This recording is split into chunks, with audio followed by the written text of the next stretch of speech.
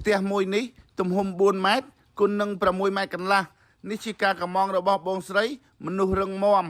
គាត់កម្មងយកទៅដាក់នៅខាងស្រុកមេមត់ខាងខេត្តត្បូងឃ្មុំឥឡូវនេះក្រុមការងារខាងផ្ទះចល័តស្រុកសេសន្ធៅយើងខ្ញុំបានរៀបចំរួចរាល់ហើយគាត់បានរៀបបន្ទប់ផ្នែកខាងក្រោមតម្លៃរបស់វាគឺ8200បងប្អូន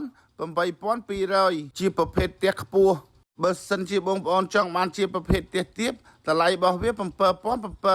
ឥឡូវនេះក្រុមការងារខាងផ្ទះចល័តស្រុកសេសន្ធៅយើងខ្ញុំរៀបចំរួចរាល់ហើយឥឡូវខ្ញុំនាំបងប្អូនទៅមើលផ្នែកខាងលើនៃប្រភេទផ្ទះដែលមានទំហំ4ម៉ែត្រគុណនឹង6ម៉ែត្រកន្លះនេះជូនបងប្អូនទស្សនាទាំងអស់គ្នាគឺយើងធ្វើជាលក្ខណៈចដាកាច់ណាបងប្អូនយើងធ្វើជាលក្ខណៈចដាកាច់ហើយយើងឡើងពីចដាកាច់ហ្នឹងទៅយើងទៅដល់វេរង្ដាហ្នឹងគឺទំហំរបស់វា1ម៉ែត្រកន្លះគុណនឹង4ម៉ែត្រហើយសាច់ផ្ទះទំហំរបស់វា4ម៉ែត្រគុណនឹង4ម៉ែត្រឥឡូវខ្ញុំនាំបងប្អូនទៅមើលផ្នែកខាងលើពេលដែលយើងឡើងពីចដាហ្នឹងទៅយើងទៅដល់វេរង្ដាហ្នឹងទំហំ1ម៉ែត្រកន្លះគុណនឹង4ម៉ែត្រនៅក្នុងនោះគឺយើងមានដាក់កៅអីមួយបងប្អូនយើងមានដាក់កៅអីមួយហើយបើសិនជាបងប្អូនស្រឡាញ់ជាលក្ខណៈម៉ូតកោងបងប្អូនកំងម៉ូតកោងបងប្អូនស្រឡាញ់ម៉ូតធម្មតាបងប្អូនកំងម៉ូតធម្មតាទៅតម្លៃថ្លៃថ្នូរគឺដូចតែគ្នាទេបងប្អូនគឺដូចតែគ្នាទេហើយចំពោះវេរង្ដាហ្នឹងបងប្អូនចង់បាន1ម៉ែត្រកន្លះក៏បាន2ម៉ែត្រក៏បាន2ម៉ែត្រកន្លះក៏បានអាហ្នឹងស៊ីសងលើបងប្អូនស្រឡាញ់ហើយវេរង្ដានេះគឺ1ម៉ែត្រកន្លះ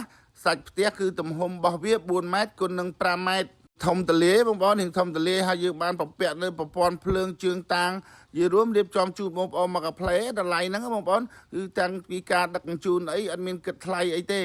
ឡូវនេះខ្ញុំនាំបងប្អូនទៅមើលផ្នែកខាងក្នុងក៏រៀងធំទលាយដែរបងប្អូនគឺទំហំទទឹងរបស់វា4ម៉ែត្រជំងឺរបស់វា5ម៉ែត្រអញ្ចឹងនៅខាងក្នុងហ្នឹងគឺបងប្រុសបងស្រីគាត់កំងយកទ្វារក្រោយមួយហើយប្រភេទផ្ទះដែលខាងផ្ទះចល័តសុកសេនធើយើងខ្ញុំធ្វើគឺក្រាអញ្ចឹងលោកញីឈ្មោះអត់មានចំហអត់មានប្រហោងអីទេយើងអាចដាក់ម៉ាស៊ីនតិចបានណាបងប្អូនហើយចំពោះបង្អួចបងប្អូនចង់បានបង្អួចប្រមាណក៏បានដែរហើយបង្អួចហ្នឹងគឺយើងមានចម្រឹងផ្ទះនេះម្ចាស់ផ្ទះក៏អត់យកបង្អួចទេបងប្អូនគាត់យកតែបង្អួចតែ2ទេគឺ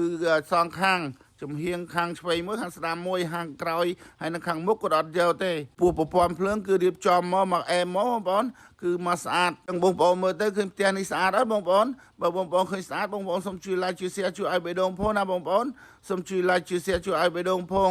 បាទមានតែប៉ុណ្្នឹងទេបងប្អូនសូមអរគុណសូមជម្រាបលា